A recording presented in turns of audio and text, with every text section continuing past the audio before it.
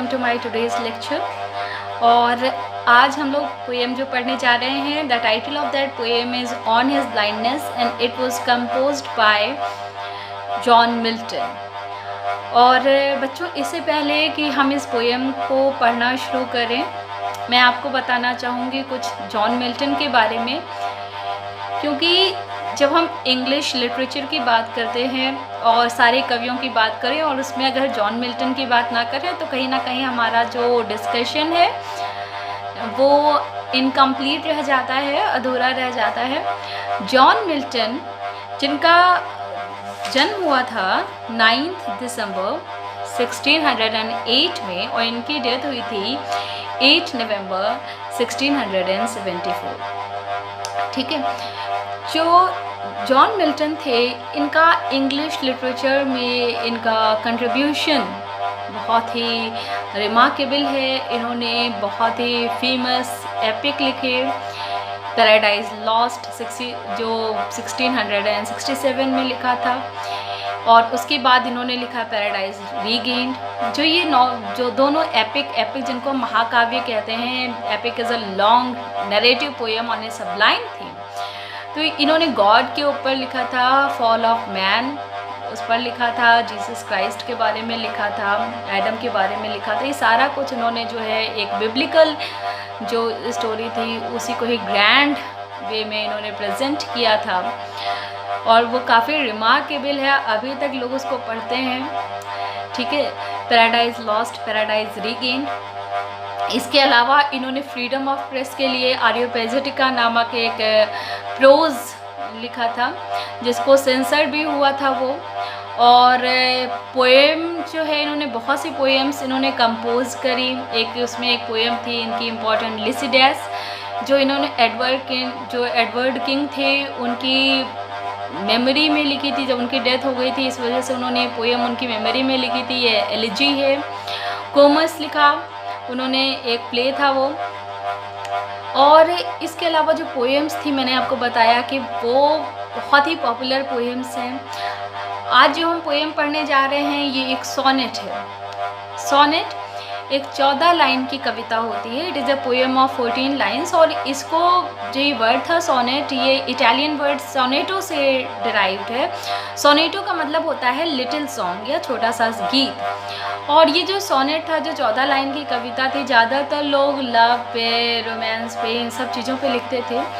और ये पोएम ये जो सोनेट था, ये जो फॉर्म थी, लिटरेरी फॉर्म, इसको सबसे ज़्यादा जो है उस वक्त पेट्रार्क ने इसका यूज़ किया इटली में, तो इसको हम पेट्रार्कन सोनेट भी कहते हैं। और जब इंग्लिश लिटरेचर की बात करते हैं तो इसको पॉपुलराइज करने का सारा क्रेडिट जाता था विलियम शेक्सपियर को और टॉमस वाइट को। तो इसमें विलियम शेक्सपियर बहुत ज़्यादा इम्पोर्टेंट है। उन्होंने 154 सोनेट लिखे, और 154 सोनेट जो उन्होंने लिखे, इसके फॉर्म में थोड़ा सा वेरिएशन किया था उन्होंने इटालियन सोनेट से, थोड़ा सा डिफरेंट है जो शेक्सपियर ने उसको फॉलो किया। इसलिए जो शेक्सपियर ने जो फॉलो किया उसको हम कहते हैं शेक्सपियरियन सोनेट या इंग्लिश सोनेट, और इसको हम कहते हैं जो इटालियन सोनेट या फिर पेट्रार्कन सोनेट। और जो पेट्रार्कन सोनेट जो था, पेट्रार्कन सोनेट, इसको ही मिल्टन ने भी इसको फॉलो किया था। पेट्रार्कन सोनेट जो होता है वो 14 लाइंस का जो पोएम होती है हमारी, जो सोनेट होता है उसका जो डिवीज़न करते हैं उसमें वो डिफरेंट वे में करते हैं। जैसे 8 लाइन का एक स्टेंजा होता है जिसको हम कहते हैं ऑक्टेव, और दूसरा 6 लाइन का स्टेंजा होता है जिसको हम कहते हैं सेस्टेट। और जो हमारा शेक्सपियरियन सोनेट है उसमें वही जो 14 लाइंस होती हैं उनका डिवीज़न हम दूसरे तरीके से करते हैं। जो 14 लाइंस होती हैं उनको डिवाइड करते हैं 3 क्वार्ट्रेन्स में और 1 कपलेट में। क्वार्ट्रेन होता है 4 लाइन का स्टेंजा, तो इस तरह से 4 4 8 4 12 और 2 लाइन का कपलेट 14 लाइन। ठीक है, तो अभी जॉन मिल्टन की बात कर रहे हैं जिन्होंने पेट्रार्कन सोनेट या इटालियन सोनेट को फॉलो किया है। और ये जो है, इसमें एक बात और ख़ास है कि इन्होंने इसको गॉड से रिलेटेड है, एक सबलाइम थीम पे ये भी है, और एक ऑटोबायोग्राफिकल एलिमेंट है इसमें, because he is talking about his own life, अपने ही जीवन के बारे में वो बात कर रहे हैं। ठीक है, तो let's start with the text. When I consider how my light is spent, when I consider how my light is spent, consider, मैं विचार करता हूँ, मैं who is I hear, Milton himself. Milton कहते हैं जब मैं विचार करता हूँ how my light is spent, कि मेरी आँखों की जो लाइट, रोशनी है ना, आँखों की जो रोशनी है वो कैसे चली गई। ठीक है, तो स्पेंट का मतलब खर्च हो जाना है ना। यहाँ पर लाइट जो है ज्ञान भी हो सकता है, ठीक है, और लाइट कहीं ना कहीं पॉजिटिविटी को भी दिखाती है, उम्मीद, आशा, इन सबको भी दिखाती है। ठीक है, एर half my days in this dark world and wide. और क्योंकि मिल्टन जो थे कि नोन फैक्ट था कि मिल्टन एक ऐसे काम में लगे हुए थे, गवर्नमेंट के काम में, जिसकी वजह से उनकी जो है काफ़ी एग्जर्शन था और धीरे धीरे उनकी आई साइट चली गई थी उस वजह से। और क्योंकि मिल्टन एक पोइट थे और आप जानते हैं कि आँखों से हम बहुत से काम करते हैं, वो लिखना तो एक बहुत ही बड़ी चीज़ है, और उनको ये टैलेंट था, लिखते थे वो, ये उनको टैलेंट मिला था गॉड से। क्योंकि अब उनकी आँखों की रोशनी चली गई थी, इसलिए उनके लिए सारा संसार एक अंधकारमय हो गया था। और दूसरी चीज़ यहाँ पर ये है कि how my light is spent एर हाफ माई डेज। जो ह्यूमन का जो लाइफ स्पैन है वो ऐसा एज्यूम किया जाता है कि 100 ईयर्स का होता है, हाफ 50 ईयर्स, एर हाफ माई डेज मतलब 50 ईयर्स से पहले 44 वर्ष की उम्र में जो मिल्टन थे वो ब्लाइंड हो गए थे। ठीक है, अब उसके बाद जो बाकी की बची ज़िंदगी है उनकी, वो सारी ज़िंदगी सिर्फ अंधेरे में कटेगी। अंधेरा एक निराशा को भी दिखाता है, एक निराशा में कटेगी उनकी सारी ज़िंदगी। Because and that one talent which is death to hide, और एक टैलेंट था, ठीक है, अब वो मृत्यु के साथ जो है वो मृत्यु जो है वो छिप जाएगा, मृत्यु तक वो छिपा रहेगा। टैलेंट यहाँ पर देखिए, टैलेंट एक होता है प्रतिभा। हम सभी जानते हैं कि हम सभी को गॉड ने कोई ना कोई टैलेंट दिया है। हम लोग कहते हैं अपने टैलेंट को सामने लाना है ना, अपने जो टैलेंट है उसका यूज़ करना है, उसको एक्सप्लोर करना है। तो ये जो पोएम है टैलेंट की डिस्कवरी से, उसके डेवलपमेंट से रिलेटेड है। तो और यही एक अंग्विश है कि गॉड ने मिल्टन को एक टैलेंट दिया, लेकिन वो उसको डेवलप नहीं कर पा रहे हैं क्योंकि जो उनकी आई साइट है वो चली गई है। दूसरा एक टैलेंट जो यहाँ पर है बच्चों, वो एक अल्यूज़न भी है। ये बिब्लिकल स्टोरी से ये लिया गया है। एक मैथ्यू 25 में जो गॉस्पल था उसमें एक स्टोरी दे रखी थी। उसमें था एक मर्चेंट जा रहा होता है कहीं पर, तो वो अपने 3 सर्वेंट्स को वो टैलेंट दे के जाता है। टैलेंट मनी सिंबलाइज करता था, मनी दे के जाता है कि कौन उसका जो है उससे काफ़ी ज़्यादा प्रॉफिट अर्न कर सकता। सबको अलग अलग उसने दिया, किसी को 8 टैलेंट दिया, किसी को 5 दिया, किसी को 1 दिया। तो जो पहले और दूसरे सर्वेंट थे उन्होंने उसको बहुत अच्छी तरह से यूज़ किया और काफ़ी प्रॉफिट उन्होंने अर्न किया। लेकिन जो लास्ट वाला सर्वेंट था उसने उसका यूज़ नहीं किया, बल्कि उसको हाइड कर लिया।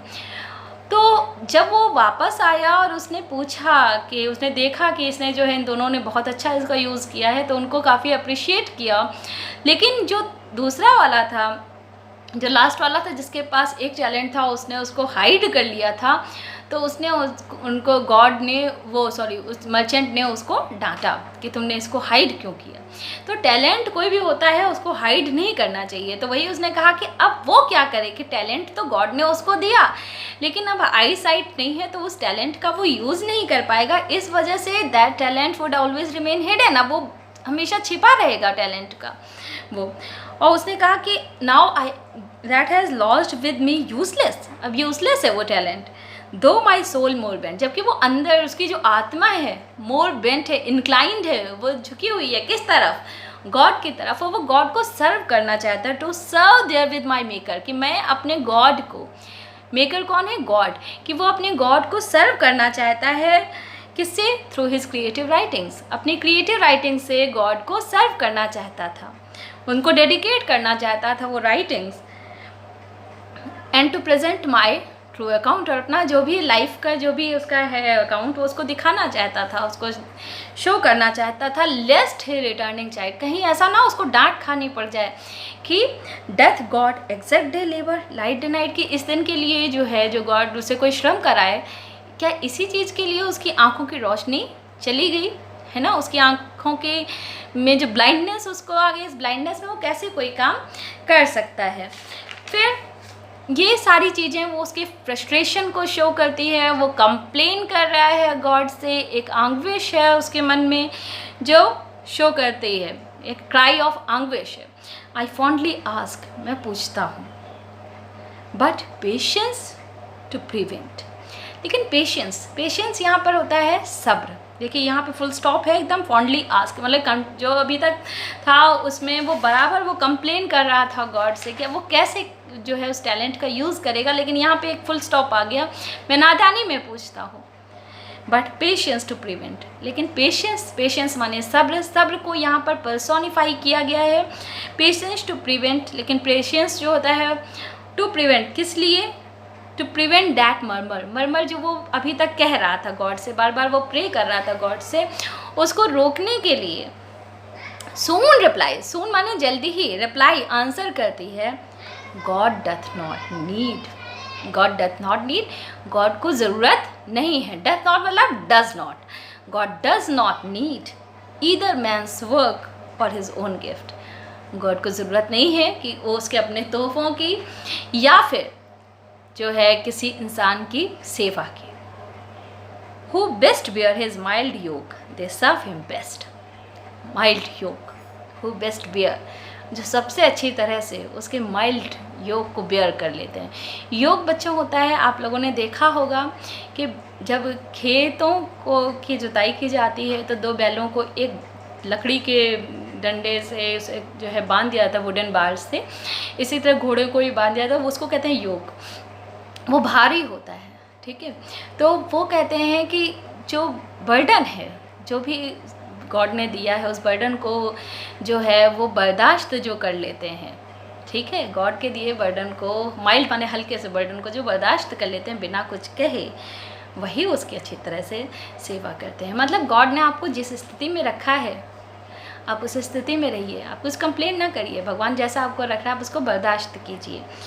His state is kingly, his state, whose state, God state ना, भगवान का जो राज है वो राजसी है। अब देखिए गॉड इज़ नॉट मास्टर, भगवान कोई मास्टर नहीं है। मास्टर होता तो आपसे अपना काम करवाता, आप काम ना करते तो आपको दंड मिलता। लेकिन गॉड जो है वो किंग है ना, और किंग के लिए तमाम लोग, तमाम एंजल्स उसकी सेवा में बराबर लगे रहते हैं, ठीक है। His state is kingly, 1000 at his bidding speed, कि बहुत से लोग, बहुत से एंजल्स, बहुत से देवदूत उसकी सेवा में बराबर लगे रहते हैं, और चाहे ज़मीन पर हो चाहे समुद्र पर हो, बराबर वो लगे रहते हैं बिना थके हुए, विदाउट एनी रेस्ट। और जो कहीं नहीं चल पाते, ठीक है, वो भी अपनी जगह खड़े रहकर और प्रतीक्षा करके, सब्र करके वो गॉड की सेवा करते हैं। They also serve who only stand and wait, वो भी लोग इंतज़ार, वो भी लोग गॉड की सेवा करते हैं जो सिर्फ खड़े रहते हैं और गॉड को जो है उनका प्रतीक्षा करते हैं, उनका वेट करते हैं, वो भी गॉड की सेवा करते हैं। तो ये लाइन जो है बच्चों, ये लास्ट वाली लाइन है, ये बहुत ही ज़्यादा लोग कोट करते हैं, अलग अलग रेफरेंस में ये लाइन कोट होती रही है। और ये जो पोएम है इस तरह से इसका एंड होता है। इसकी राइम स्कीम अगर आप देखें तो इसकी राइम स्कीम थी ABBA CDE CDE, मतलब जो इसकी जो फर्स्ट लाइन का लास्ट लेटर है वो फोर्थ लाइन के लास्ट लेटर के साथ मैच करता है, जैसे स्पेंट मैच करता है बेंट के साथ, इसी तरह वाइड मैच करता है हाइट के साथ। दूसरे में 4 लाइन्स में आते हैं तो प्रेजेंट राइम करता है प्रिवेंट के साथ, चाइल्ड राइम करता है डिनाइड के साथ, और उसी तरह जब लास्ट में हम आते हैं तो इसमें नीड राइम करता है स्पीड के साथ, ठीक है, और इसी तरह स्टेट राइम करता है ना, सॉरी बेस्ट राइम करता है रेस्ट के साथ, और उसके बाद वेट जो लास्ट वाला लाइन है वो राइम करता है स्टेट और वेट, ठीक। तो इस तरह से ही हम अपनी पोएम जो है हम आज इसको फिनिश करते हैं। और इसमें आपको जो थीम है ये आपको ध्यान रखना है, इसकी जो थीम है ये एक यूनिवर्सल डिज़ायर है डिस्कवर करने की, अपने टैलेंट को डेवलप करने की। इसके अलावा एक सबलाइम थीम है गॉड के लिए। वो शुरुआत में उसके मन में बहुत सी कंप्लेंट होती है, उस कंप्लेंट को वो बताता है, उसको anguish को अपनी एक्सप्रेस करता है, लेकिन लास्ट में जाकर कहीं ना कहीं वो गॉड की जो विश है उसके साथ रिकंसाइल कर लेता है ना, उसके साथ वो मिल जाता है।